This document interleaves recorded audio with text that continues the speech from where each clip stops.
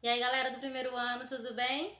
Gente, hoje nós vamos fazer um passeio na literatura lá do início do nosso país, dos anos de 1500, tá bom? A aula de literatura hoje é sobre a literatura informativa e a literatura de catequese, também chamada de literatura jesuítica, tá? Então, eu encontrei esse slide online, certo? Quando a pessoa divulga na internet, ela está colocando à disposição para nós usarmos. Aqui está o crédito. E a autora colocou, inclusive, aqui no início, o quinhentismo no Brasil. E eu vou agora comentar para vocês o porquê disso. É porque, assim, na verdade, na literatura, a gente também chama de quinhentismo esse momento aí inicial que o Brasil foi descoberto, né, em 1500. Então, esse primeiro século aí de existência, né, do Brasil, de descoberta, é chamado de quentismo. E nós vamos agora descobrir como que essa literatura ela foi acontecendo aqui no nosso país, tá bom? Pega também teu livro texto, porque eu vou citar alguns trechos do que nós temos aqui na página, a partir da página 140, onde fala sobre a literatura informativa, ok? Então, vamos lá. Olha só. Então, tudo começou quando o Brasil foi descoberto em 1500, né, com o Pedro Álvares Cabral e a sua companhia aí, o seu povo chegando lá de Portugal. Eles chegaram na Bahia, como a gente conhece a história, em Porto Seguro. Aqui a gente tem uma imagem que justamente remete a esse momento, esse encontro aí dos portugueses, dos europeus com os indígenas lá na Bahia. E aí, qual era a missão deles? Olha só, em 21 de abril de 1500, o comandante Pedro Álvares Cabral e sua esquadra de 3 embarcações visualizaram o litoral do sul do atual estado da Bahia e desembarcaram no local que a gente conhece como Porto Seguro, né? E aí essa missão era para quê, gente? Era expandir o território de Portugal, além de descobrir riquezas como ouro e especiarias.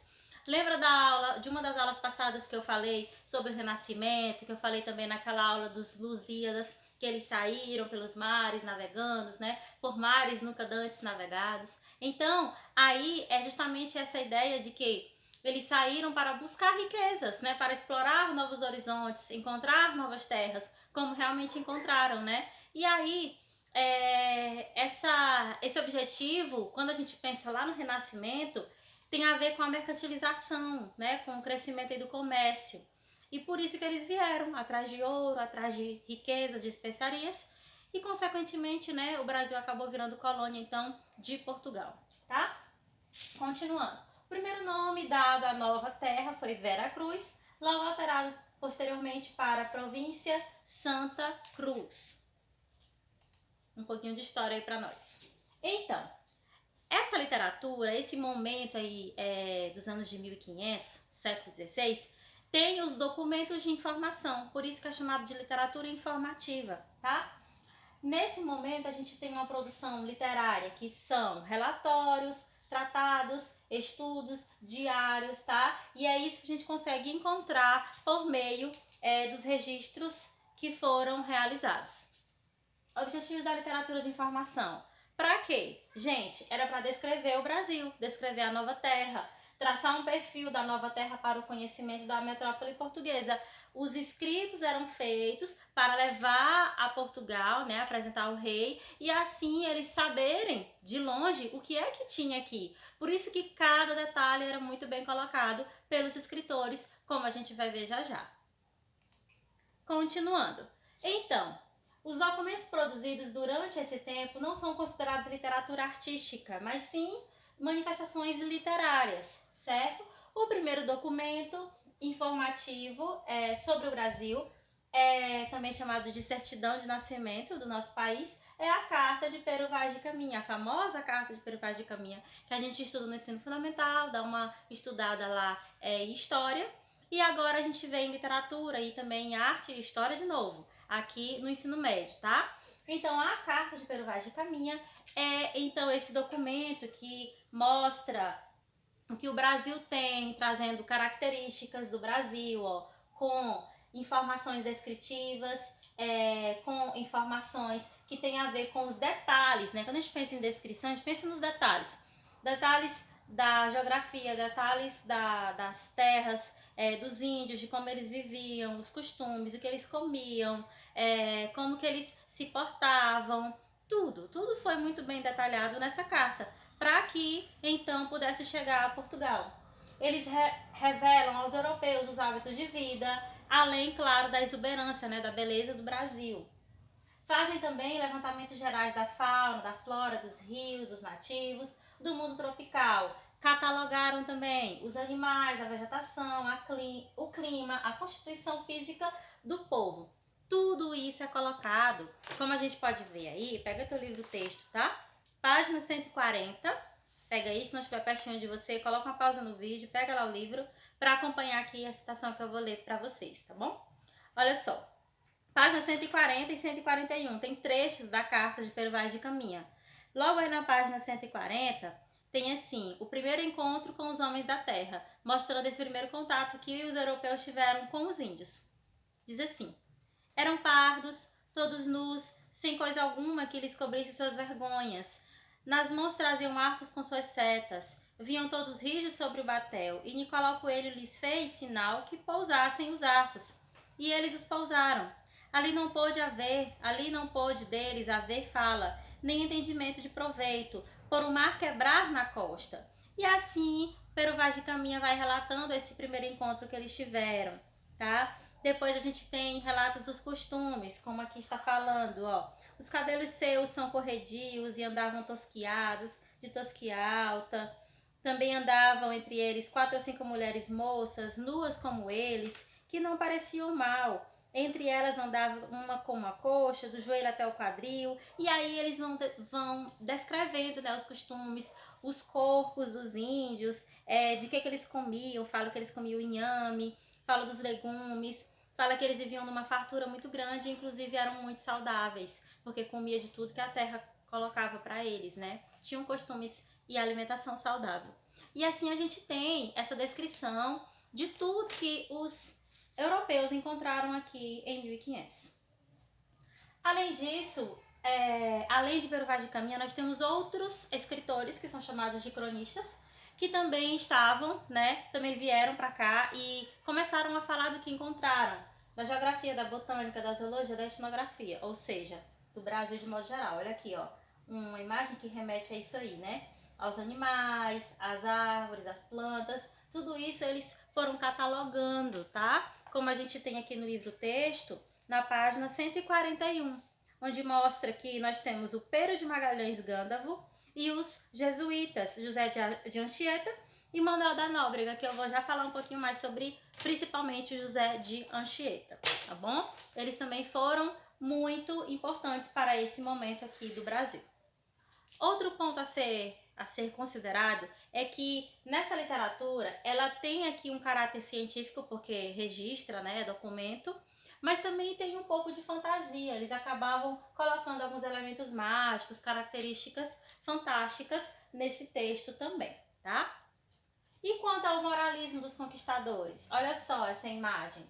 Ela retrata uma mulher vestida com roupa de gala, usando joias, né? Já num estilo bem europeu, com uma paisagem brasileira, mas um estilo de roupa europeu. Porque eles já estão aqui colocando a ideia do moralismo, né? Que a pessoa tem que andar bem vestida, já colocando aí a ideia do cristianismo que eles trouxeram para o Brasil para fins de catequização, né?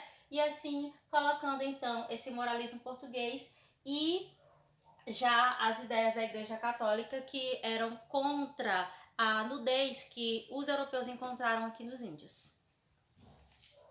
Literatura de catequese. Então, entendida essa parte da literatura informativa, agora eu vou comentar sobre a literatura de catequese, ou também chamada de literatura jesuítica, tá?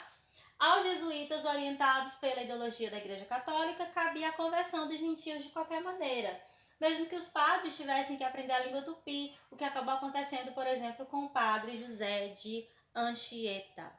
Esse padre aqui foi muito importante para esse momento. Ele tem muitos sermões, muitos textos, escreveu diversas peças, diversos autos para fins de catequização dos índios, para trazer essa ideia aí. Faziam musiquinhas para que eles decorassem, porque eles não sabiam nem exatamente o que eles estavam cantando, mas eles, com a sonoridade dos versos, eles iam aprendendo e, consequentemente, o padre Anchieta foi ensinando muito do cristianismo para os índios, como nós aprendemos em história e a gente tem aqui nesse registro também em literatura. Qual é a fonte de todo esse conhecimento? A Bíblia. Então, a Bíblia era o instrumento para a catequização, para trazer esse conhecimento do cristianismo aos índios aqui em 1500.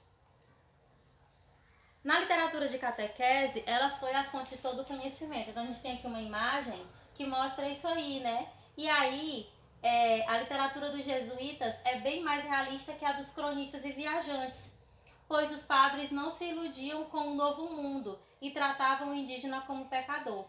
Então, eles buscavam essa estratégia, né? Explicaram toda a ideia do cristianismo para os índios através de encenações, tá? E isso tudo foi fazendo com que os índios, então, fossem catequizados. Os missionários da Companhia de Jesus. Bem, os missionários da Companhia de Jesus chegaram ao Brasil em 1549 com o primeiro governador-geral Tomé de Souza. A missão deles era converter o gentio ao cristianismo. Os jesuítas permaneceram no Brasil até 1605, fazendo esse trabalho aí de catequização, tá? Aí eles ensinaram os índios a usar roupa, né? Ensinaram os moldes europeus e foram, de certa maneira, aí, trazendo toda a cultura europeia para o Brasil, no caso aqui para os índios, né, que eram os moradores até então. Aí, gente, a gente tem as encenações, como eu acabei de falar para vocês, e várias musiquinhas, vários sermões, vários versos que a gente pode encontrar aqui no livro texto, tá? Como, por exemplo, tem bem aí na página 142, ó, Poesia de Catequese, do Padre José de Anchieta, onde fala sobre Jesus na manjedoura. Acompanhe aí comigo que eu vou ler um trechinho para vocês. Que fazeis, menino Deus, nestas palhas encostado? Jazo aqui por teu pecado. Ó menino muito formoso, pois que sois suma riqueza, como estais em tal pobreza? Por fazer-te glorioso e de graça um encolmado, jazo aqui por teu pecado.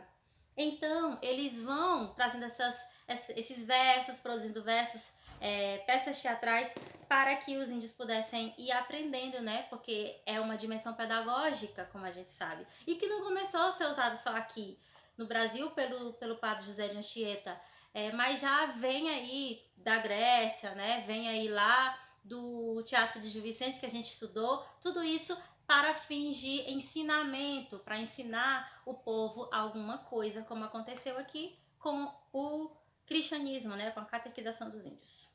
Tá bom? Entendido, gente? Então, façam os exercícios desse conteúdo, tá? E até o nosso próximo encontro.